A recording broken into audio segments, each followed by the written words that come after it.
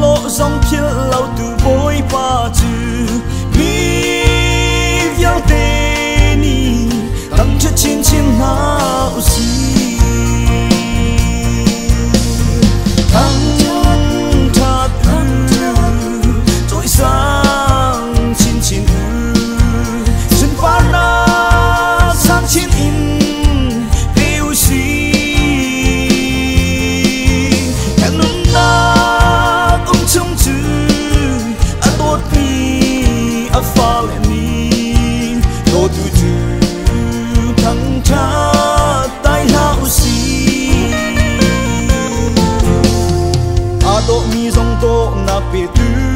bồi à trong mi dòng thôn na bề tư bồi thuốc tha mi dòng thuốc chất na bề tư mi vial tê trôi sang từ bồi ba chữ mi vial tê ni tăng chất chín chín nào gì thăng thật trôi sang chín chín xin phá na sang chín bêu gì cần nôn na cũng chung chữ à tốt mi à pha lên mi đồ tu chữ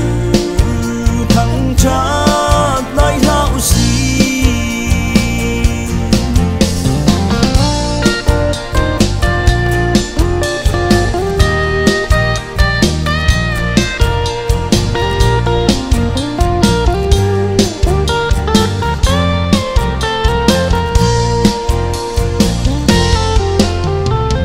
tha dòng thắt na bề tư bồi rim ôm tung dòng thiam na bề tư bồi dòng thiam na bề tư bồi chỉ ninh treo in trôi sang tư